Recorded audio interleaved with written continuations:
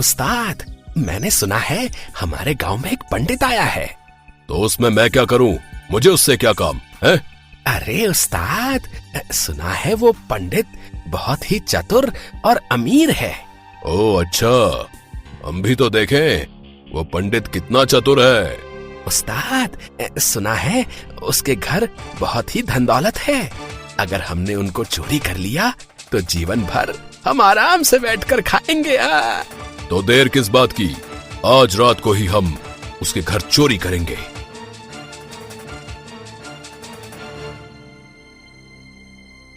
सुन मुन्ना, कोई गड़बड़ नहीं होनी चाहिए। पिछली बार हम बाल बाल बचे थे। ठीक है उस्ताद, इस बार कोई गलती नहीं होगी है। फिर वो दोनों पंडित के कमरे में घुस जाते हैं। कहाँ छुपा कर रखे हैं इसने पैसे? मुन्ना, तू यही पंडित के कमरे में ढूंढ, मैं वहां जाकर देखता हूँ। और अगर कोई गड़बड़ हुई तो मैं तुझे सूली पर लटका दूंगा, समझा? फिर वो दोनों इधर उधर पैसों को ढूंढने लगते हैं कि तभी मुन्ना के हाथ से एक मिट्टी का बर्तन गिर जाता है और पंडित श्रीधर की नींद खुल जाती है। कौन है? कौन हो तुम? और अंदर कैसे आए? सत्यानाश हो इसका, जिसका डर था वही हुआ। बचाओ बचाओ, अरे मुझे इन चोरों से कोई तो बचाओ। ज्यादा शोर मत कर पंडित, नहीं तो इस बंदूक से तेरा भेजा उड़ा दूंगा। कौन हो तुम और तुम मुझे मारना क्यों चाहते हो? सुना है तेरे घर में बहुत ही धन दौलत है। अब चुपचाप वो सारे पैसे मुझे दे दे, नहीं तो अंजाम बहुत बुरा होगा, समझा?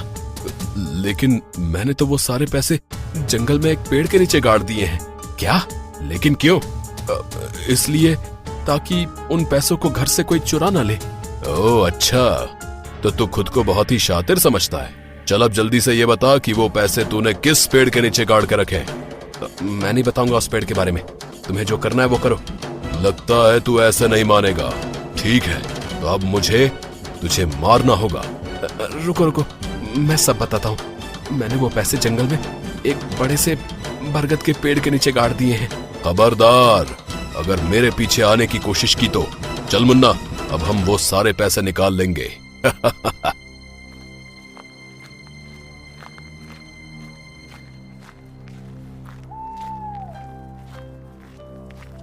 कालीचरण और मुन्ना के जाने के बाद पंडित श्रीधर अपने मन में सोचता है, अब इन मूर्खों को कौन समझाए कि पैसे उस पेड़ के नीचे नहीं बल्कि मेरे घर में ही है।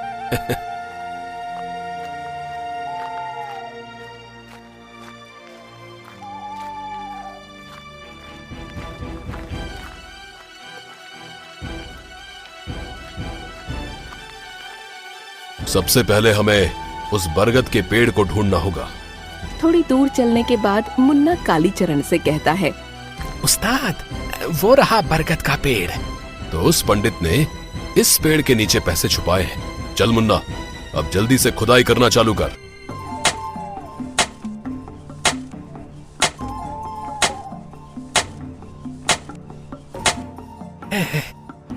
उस्ताद, मैं तो थक गया, अब इससे ज्यादा मैं नहीं खोद सकता। ला, अब कुदाल मुझे दे।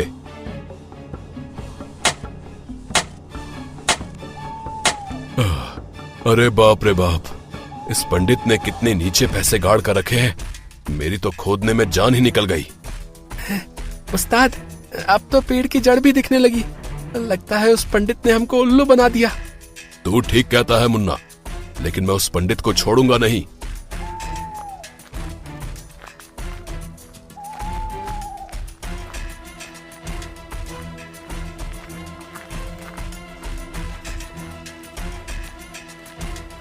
फिर वो दोनों पंडित श्रीधर के घर पहुंचते हैं, लेकिन उन्हें वहाँ पर कोई भी नहीं मिलता। अबे ओए पंडित, कहाँ मर गया? बाहर निकल। काफी देर आवाज लगाने के बाद उन्हें कोई जवाब नहीं मिलता है और तभी मुन्ना कालीचरण से कहता है, लगता है उस्ताद वो इस गांव को छोड़कर भाग गया। अच्छा है वो यहाँ से भाग गया, नहीं तो मैं उसको गांव में रहने लायक नहीं छोड़ता। अगले दिन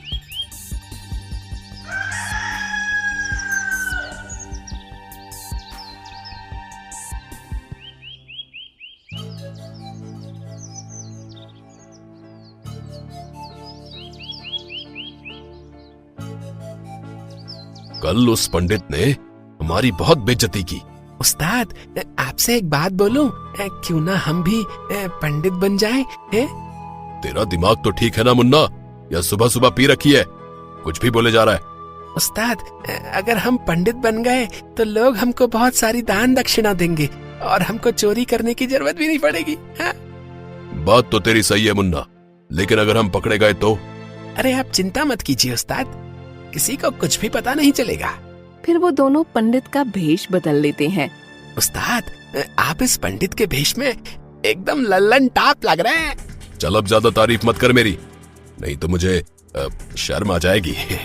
फिर वो दोनों गांव में एक नदी के किनारे पहुंच जाते हैं।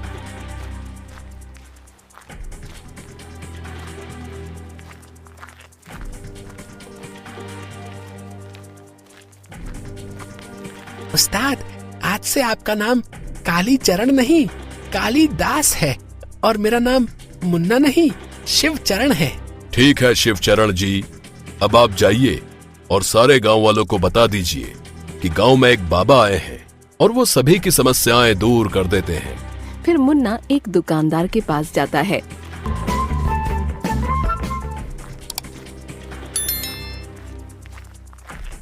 अरे प्रणाम गुरुजी। बच्चा, लगता है तू बहुत परेशान है। क्या कोई परेशानी है तुझे?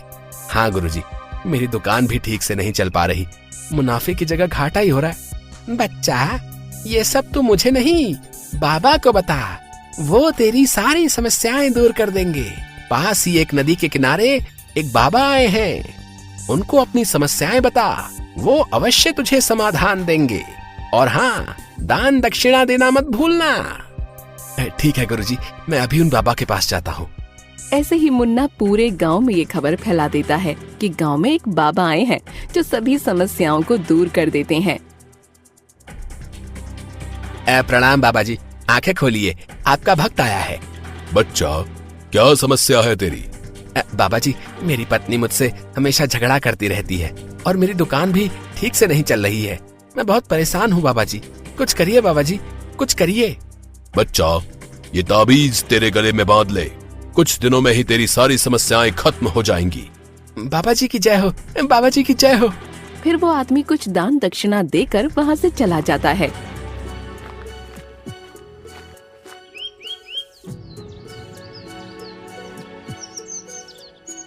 बाबा जी, 20 वर्ष हो गए हैं, लेकिन अभी तक मेरी शादी नहीं हुई है, कुछ करिए बाबा जी।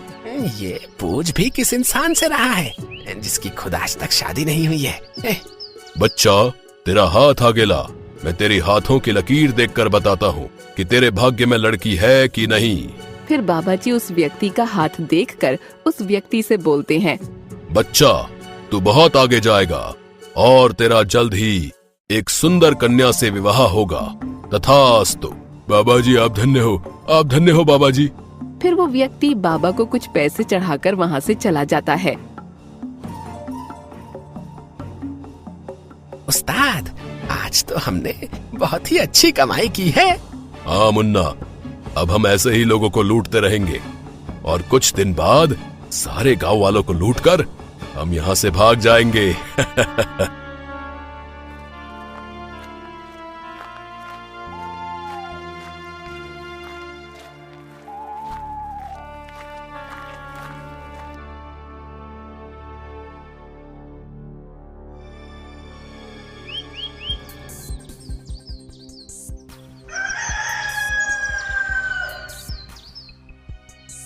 अगले दिन वो दोनों फिर से उसी नदी किनारे पंडित के भेष में उसी पेड़ के नीचे बैठ जाते हैं।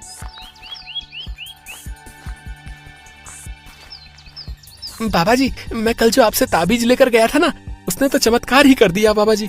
मेरी दुकान भी अब ठीक से चलने लगी। बाबा जी, आप धन्य हो। मैंने तो इसको एक मामूली ताबीज दिया था, लेकिन ये तो सोने पे सुहागा हो गया। अगर रोज बाबा जी को दान दक्षिणा चढ़ाते रहोगे तो ऐसे ही तुम्हारी सारी समस्याएं दूर हो जाएंगी। क्यों बाबा जी? अब हाँ हाँ, बिल्कुल बिल्कुल ठीक कहा, बिल्कुल ठीक कहा शिवचरण तुमने।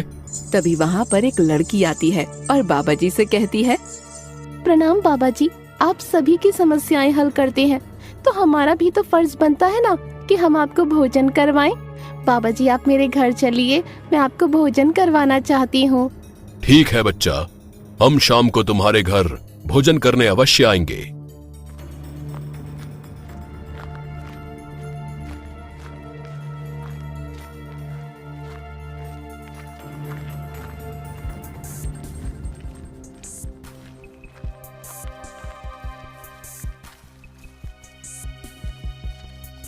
अरे बाबा जी आप आ गए, आइए अंदर आइए।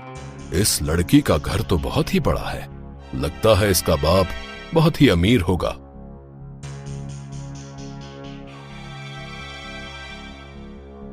बाबा जी आप दोनों हाथ धो लीजिए, मैं आपके लिए खाना लगा देती हूँ। फिर वो दोनों हाथ धोकर खाना खाने बैठ जाते हैं। मेरे बच्चे, खाना बहुत ही स्वादिष्ट बनाया है तूने। अरे बाबा, खाने में तो आज मजा ही आ गया। बच्चा, तेरे घर में और कोई दिखाई नहीं दे रहा है, सब कहाँ गए? बाबा जी की ये बात सुनकर वो जोर जोर से रोने लगती है। अरे क्या हुआ, तू रो क्यों रही है? बाबा जी, मेरी माँ मुझे पैदा होते ही छोड़ गई। मेरे पिताजी ने ही मुझको पाल पोस कर बड़ा किया, लेकिन वो भी अब कुछ दिनों से लापता है। तो फिक्र मत कर बेटा, तेरे पिताजी तुझे जरूर मिल जाएंगे। कालीचरण और लड़की आपस में बात कर ही रहे होते हैं कि तभी मुन्ना उस तस्वीर को देखता है और उसकी चीख निकल जाती है। क्या हुआ शिवचरण, तुम इतना चिल्ला क्यों रहे हो? अरे उस्ताद, जरा उस फोटो फ्रेम को तो देखिए। अरे बाप रे, ये तो पंडित श्रीधर है। कहीं अगर इसने पहचान लिया तो आफत हो जाएगी। उस्ताद, इस पंडित के आने से पहले हमें यहाँ से कल्टी मार लेनी चाहिए, नहीं तो आफत हो जाएगी। कालीचरण और मुन्ना आपस में बात कर ही रहे होते हैं कि तभी वहाँ पर पंडित श्रीधर आ जाता है। अरे पिताजी आप आ गए, कहाँ थे आप इतने दिनों से? अरे मर गए रे। ए मुन्ना, जल्दी अपना चेहरा छुपा। बेटी, ये बाबा जी कौन है और इन्होंने अपना चेहरा क्यों छुपा रखा है? पिताजी, ये बाबा जी हमारे गांव में नए आए हैं। मैंने सोचा क्यों ना मैं इनको भोजन करने के लिए अपने घर में बुला लूं। मुन्ना, इससे पहले कि ये पंडित हमको पहचान ले, जल्दी यहाँ से भाग। फिर वो दोनों आधा खाना खाकर ही वहाँ से 9 तो 11 हो जाते हैं। अरे बाबा जी आप कहाँ जा रहे हैं? खाना तो खाकर जाइए। ये बाबा जी मुझे देखकर भाग क्यों गए? लगता है दाल में कुछ काला है। मुन्ना, अब जल्दी ही ये गांव छोड़कर हमें यहाँ से भागना होगा। अगर उस पंडित को पता चल गया तो हमारी खैर नहीं। हाँ उस्ताद, आप सही कह रहे हैं। अगर कहीं उसे ये पता चल गया कि हमने लोगों को बहुत लूटा है तो हमारी सारी पोल पट्टी खुल जाएगी। हमें कल सुबह ही यहाँ से भागना होगा।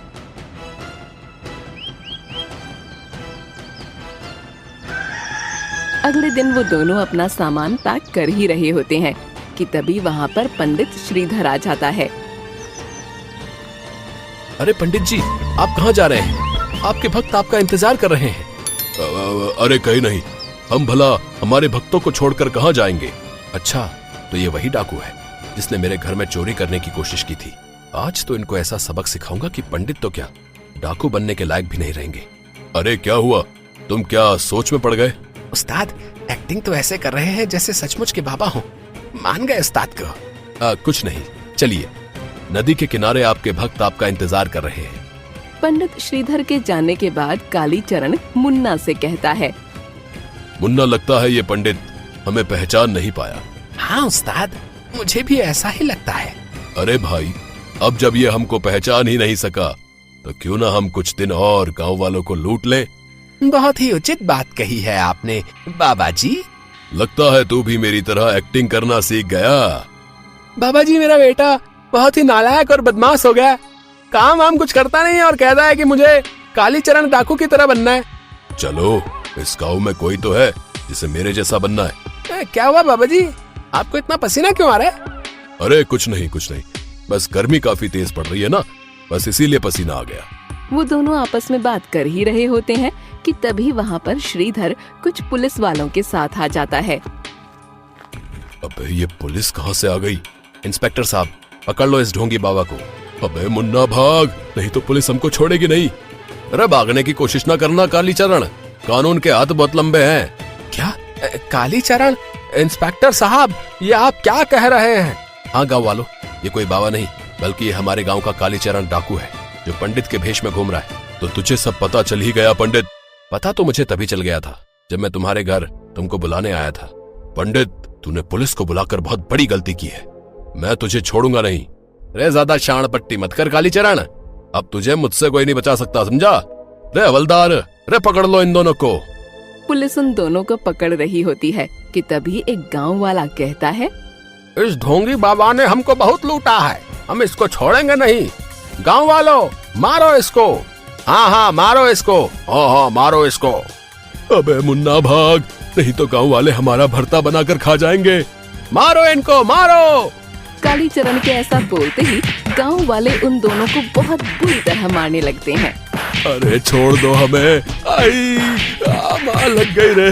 अरे मुन्ना बचा, मुझे बचा। अरे उस्ताद, पहले मैं तो बच जाऊं।